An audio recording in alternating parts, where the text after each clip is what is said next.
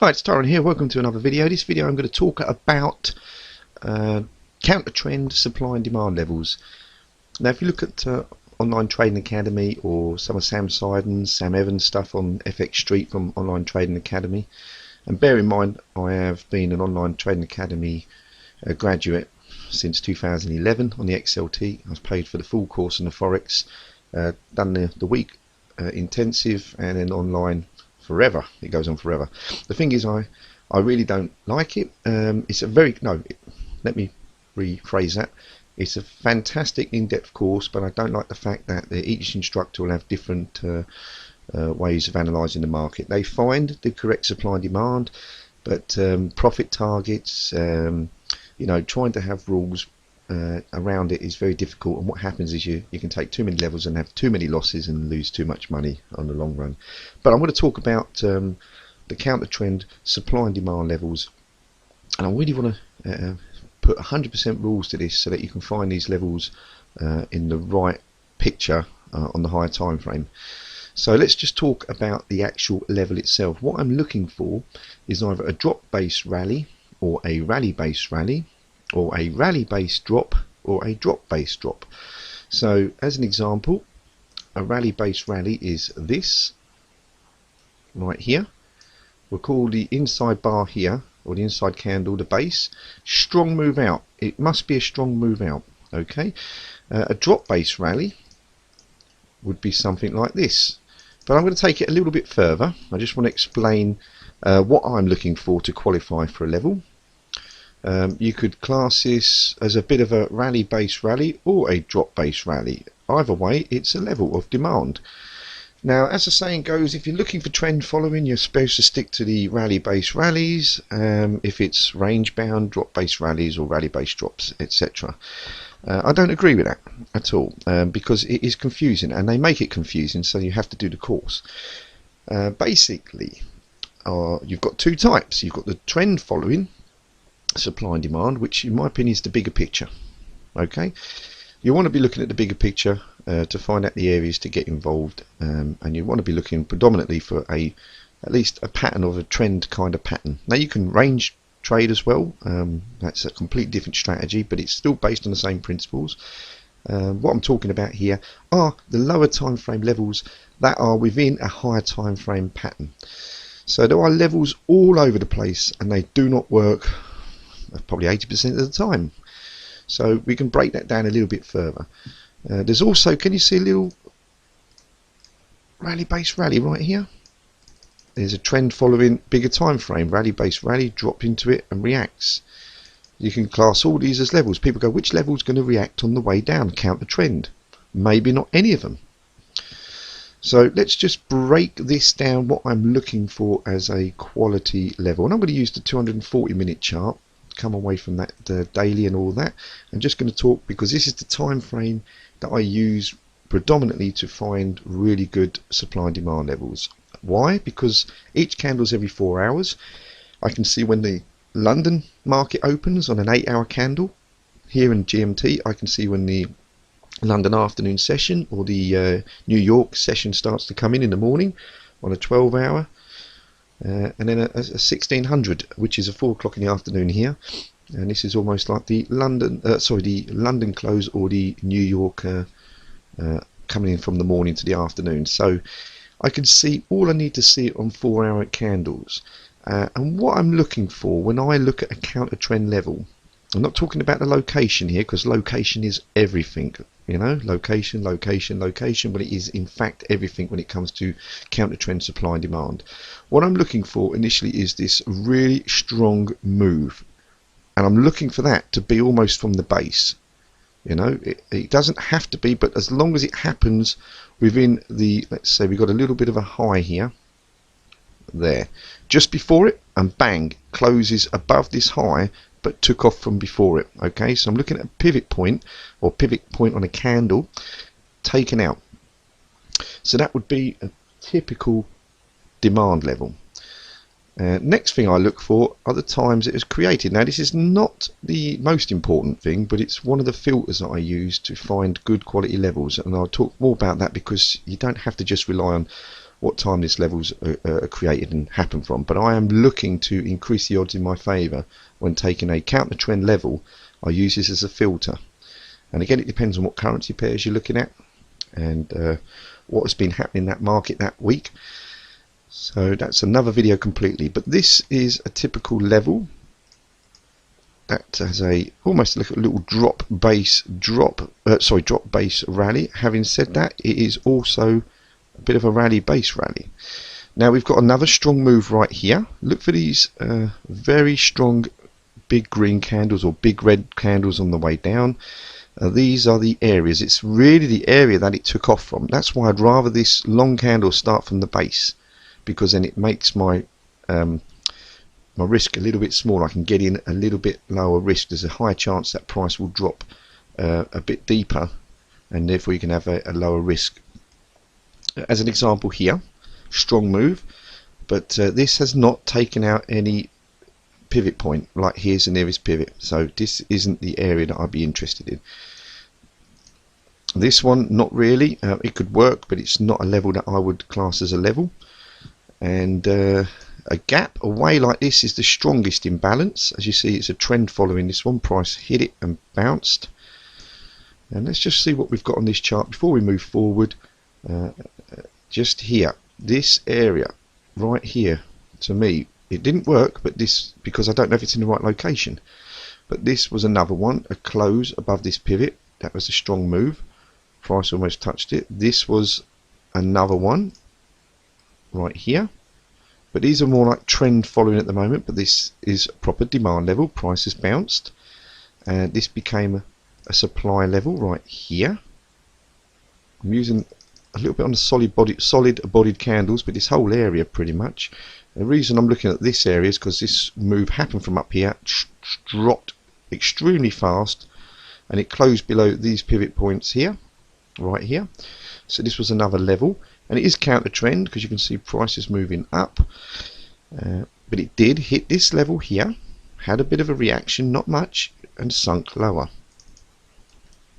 I'm not going to see what it reacted from because I'm not interested. This isn't the level that I'm in. There's no impulse move from here. Just because price reacted, like I said, this is not 100%, but it keeps you on the right side of the market. So any other strong moves? There's one, not really the best here. It did move up from here, but it wasn't the impulse move I'm looking for. But this level definitely down here, it is definitely a London level. This level was created at New York. This level was created New York lunchtime, and that's all I've got that I can see on this chart without having to go further back. So I'm just going to scroll forward and just see what other levels are created, because this is not to see what's working and what's not working. I'm just going to show you what I validate as a proper supply and demand level. This level here, not too bad, but look at the time. It was at 4 o'clock, and like I said, it didn't have that initial punch to close above this pivot point, but it did have a strong move. You can see it reacted, because these levels will work, but you've got to have a filter because you'll have too many losses. I just want to see this strong move down here. It's not really closed below any pivot point, but it's still a strong move out of that area, and that was a London one. Let's just keep an eye on that because that was a very low risk area. You can see the size of the box, and there's another strong move right here. Fantastic move, and that was, this is what I like. This is the London area, very nice level. Again, if these are not in the right location, then I wouldn't take them. I'm just trying to point out what I'm looking for counter trend supply and demand levels. Doesn't mean they're going to work. You can see there was a reaction from this level, but if it's not in the right location, what I'm trying to say, let's say the weekly's in a downtrend, why would this come all the way up for a big profit margin? But if the weekly was in an uptrend and this was in a weekly demand level, fantastic area to go for a big target. Okay, otherwise this would be your nearest area again of supply. Supply and demand is everywhere. Every time market reacts, is reacting from some form of supply and demand, but I'm looking for nice quality levels. Again, this is the London and New York, and if the weekly was in a downtrend, or the monthly, or even the daily, then any of these levels price could bounce from. See this other strong move right here as well. Might not have moved far, but it could be. It's a nice New York level. So I'm just going to map this one in, because this could be like a trade continuation. If the market wasn't going to retrace, it was a very strong trend, this is where it could react from. And it just spiked above by about 14. If you had a 20 pip stop on these levels, you wouldn't have got stopped out. A wiggle room, that is, not a stop, but a wiggle room above where the high point of the level is. And what time was that created from? That was also London. But can you see how big this area is now? You know, I wouldn't use that. I mean, if I could drill it down like this, price got all the way back up there, I might have a shot at shorting that there if it's in the right location. And there we go, I think it did just about get up there. So I'm looking for these nice impulse moves. You see this little pivot point, impulse out of here. This could also be the starting of a level, but with all this mess, whether I would have actually traded this is another story. You're looking for big, it's something that really stands out. That these moves really stand out. This move back here stands out. That stands out. That stands out. The rest of them here taking a little bit too long, you see. Look for the strong origin of that impulse move. Like this one, straight away. But the real move was this candle right here. This is the London again.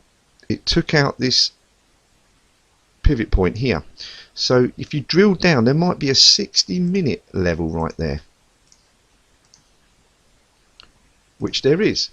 So I might be looking, if I was on a daily chart, this sort of level, which you can't see, but it's the base of that candle, not so much this one. But I'll put that one in there because you never know. There was a reaction. If we come back, there's the reaction. That was it. But like I said, location doesn't mean it's going to work if it's in the wrong place on the big picture. So price has gone through. We'll leave it in. I'm just going to see any more levels. Not from here now, because like I said, that was the level that I was interested in.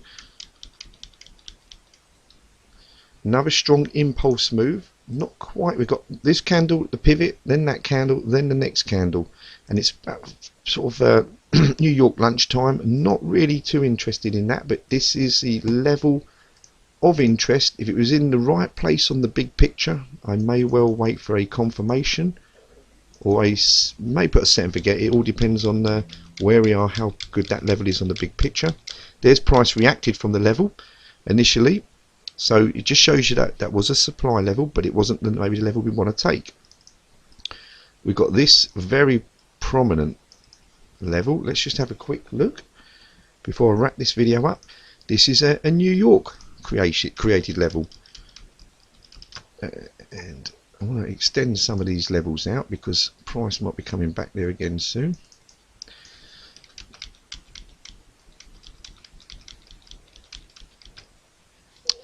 Not the best. It reached somewhere here, but this isn't the level that I would class. Not the impulse move that I'm looking for.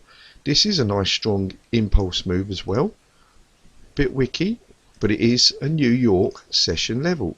So if this was drilled down to there, price has reacted. Like I said, whether it's going to go any further because of the location. And let me get rid of this one for the moment.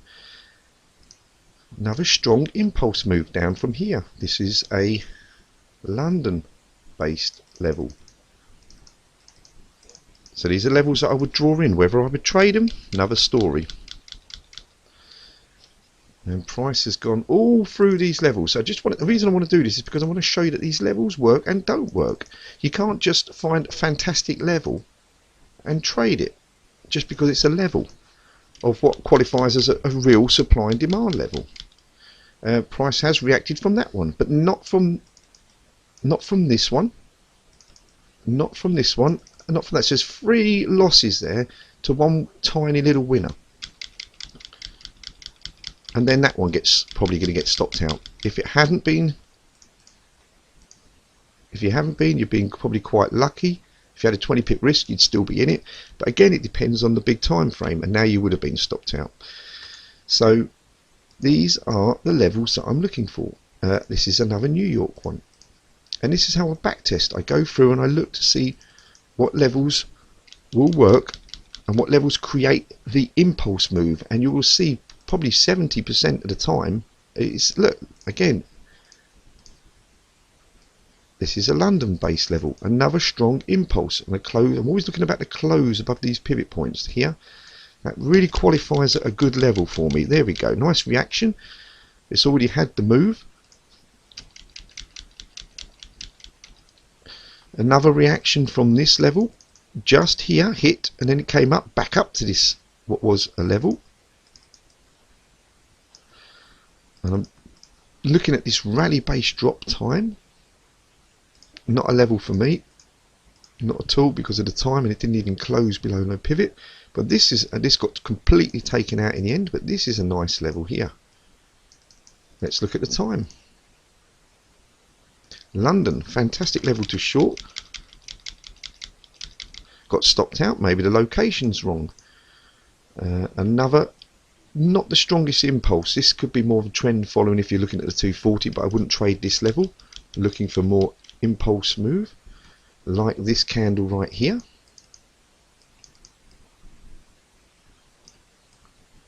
It's more from that area, closed above here. That'll be probably something on a 60-minute, but I need to look at the time. Another 8 o'clock. And so you get the point. Now what you need to do is you need to go through your charts and look at these and see how many times these levels don't work. This is the point, because they do not work. You might find, let's say you find 100 fantastic levels, and then you'll find that only 20% of them work. And you think, oh my God, hold on. Supply and demand is supposed to find where true buyers are and true sellers are. Yes, but it has to be in the context of a higher time frame.